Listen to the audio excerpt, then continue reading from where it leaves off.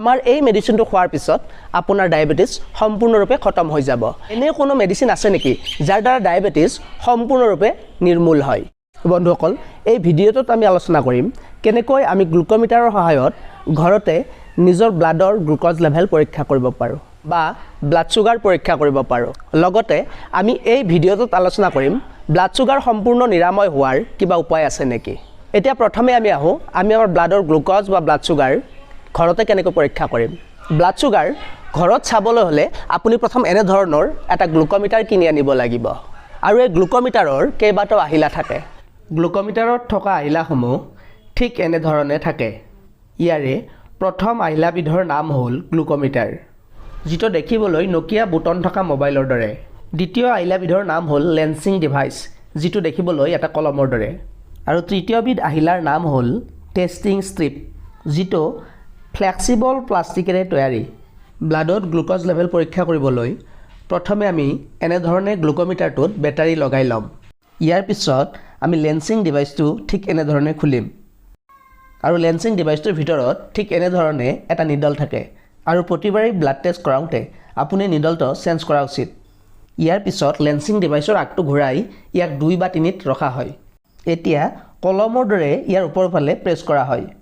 ডিভাইচটোৰ মাজত ঠিক এনেধৰণৰ এটা বুটন থাকে। এতিয়া আঙুলিৰ আগটো ঠিক এনেধৰণে ধৰি বুটনটো টিপি দিলে আঙুলিৰ আগত এটা সৰু বিন্ধা হ'ব, যি বিন্ধাৰে তেজ ওলাব। যিহেতু মোৰ তাত ডিভাইচটোৰ নতুন নিডল নাছিল, গতিকে মই বিন্ধাটো ঠিক এনেধৰণে মেনুৱেলি কৰিছিলোঁ। আপোনালোকে ভয় নকৰিলে লেন্সিং ডিভাইচ নহ'লেও ঠিক এনেধৰণে মেনুৱেলি বিন্ধা কৰিব পাৰে। এতিয়া টেষ্টিং ষ্ট্ৰিপটো ঠিক এনেধৰণে গ্লুকোমিটাৰত লগাই দিম আৰু টেষ্টিং ষ্ট্ৰিপ লগোৱাৰ পিছত গ্লুকোমিটাৰৰ ডিছপ্লেত ঠিক এনেধৰণে ব্লাডৰ চিম্বল এটোপাল দেখা যাব। এতিয়া বিন্ধা কৰা আঙুলিৰ ব্লাডখিনি ঠিক এনেধৰণে টেষ্টিং ষ্ট্ৰিপত লগাই দিয়া হ'ল আৰু ইয়াৰ কিছু সময় পিছতে ডিছপ্লেত ব্লাডত থকা গ্লুক'জ লেভেল দেখুৱাব আৰু আমাৰ পৰীক্ষাটোত গ্লুক'জ লেভেল 70 mg/dl দেখুৱাইছে। আমি আগৰ ভিডিঅ'টোত আলোচনা কৰিছোঁ যে ফাষ্টিং ব্লাড চুগাৰ অৰ্থাৎ ৰাতিপুৱা খালী পেটত যদি ব্লাড টেষ্ট কৰা হয় তেতিয়াহ'লে ব্লাডৰ গ্লুক'জৰ নৰ্মেল লেভেল হ'ল 70 to 100 mg/dl। আৰু ঠিক এনেধৰণে আপুনি আপোনাৰ ঘৰতে ব্লাডত থকা গ্লুক'জ লেভেল বা ব্লাডৰ চুগাৰ পৰীক্ষা কৰিব পাৰিব আৰু মাজে সময়ে ঘৰত ব্লাডৰ গ্লুক'জ বা চুগাৰ পৰীক্ষা কৰি সেই অনুপাতে আপুনি আপোনাৰ ডায়েট কণ্ট্ৰল কৰিব পাৰিব। এতিয়া আমি যে ডায়েবেটিছক সম্পূৰ্ণ নিৰ্মূল কৰাৰ কিবা চিকিৎসা আছে নেকি। আমি প্ৰায়ে এডভাৰটাইজত দেখা পাওঁ যে আপুনি আমাৰ এই কোৰ্চটো কৰক, আপোনাৰ ডায়েবেটিছৰ পৰা আপুনি সম্পূৰ্ণৰূপে আৰোগ্য হ'ব।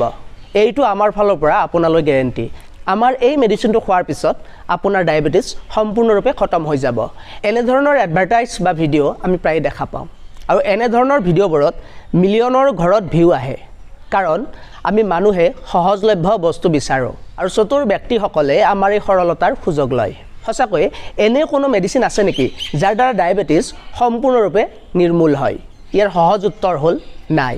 কাৰণ যদি আপুনি ডায়েবেটিছত এবাৰ ভুগিছে তেন্তে আপুনি ইয়াৰ পৰা সম্পূৰ্ণ পৰিত্ৰাণ পাব নোৱাৰে। ডায়েবেটিছক মাত্ৰ আমি কণ্ট্ৰল কৰি ৰাখিব পাৰোঁ আৰু মই এই ভিডিঅ'টোৰ আগৰ ভিডিঅ'টোত ডায়েবেটিছ আমি কেনেকৈ কণ্ট্ৰল কৰিব পাৰোঁ এই বিষয়ে আলোচনা কৰিছোঁ আৰু আগৰ ভিডিঅ'ৰ লিংকটো মই এই ভিডিঅ'ৰ ডেছক্ৰিপশ্যন বক্সত দি থৈছোঁ।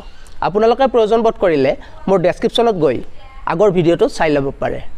এতিয়া আমি আলোচনা কৰোঁ যে ডায়েবেটিছ সম্পূৰ্ণৰূপে কিয় নিৰ্মূল নহয়। ইয়াৰ মূল কাৰণ হ'ল যেতিয়া ব্লাডত চুগাৰ বা গ্লুক'জৰ পৰিমাণ বৃদ্ধি হয় তেতিয়া তাক আমি ডায়েবেটিছ হোৱা বুলি কওঁ। এতিয়া আমি যে ব্লাডত চুগাৰ বা গ্লুক'জ কিয় বৃদ্ধি পায়। যেতিয়া ব্লাডত ইনচুলিনৰ পৰিমাণ কমি যায় তেতিয়া ব্লাডত চুগাৰ বা গ্লুক'জৰ পৰিমাণ বৃদ্ধি পায়। আমাৰ মনত প্ৰশ্ন উদয় হ'ব যে ব্লাডত ইনচুলিনৰ পৰিমাণ কিয় কমি যায়। আমাৰ দেহৰ ইনচুলিন সৃষ্টি হয় পেনক্ৰিয়াছৰ বিটা চেলত আৰু পেনক্ৰিয়াছৰ বিটা চেল যেতিয়া নষ্ট হয় তেতিয়া পেনক্ৰিয়াছে কমকৈ ইনচুলিন প্ৰস্তুত কৰে আৰু পেনক্ৰিয়াছৰ বিটা চেল নষ্ট কৰে আমাৰ ইমিউনো ছিষ্টেমে।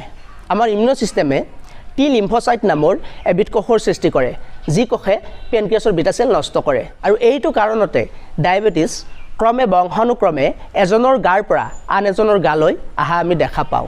কেতিয়াবা আমি দেখা পাওঁ যে বাপেকৰ ডায়েবেটিছ নাছিল কিন্তু পুতেক ডায়েবেটিছত ভুগিছে।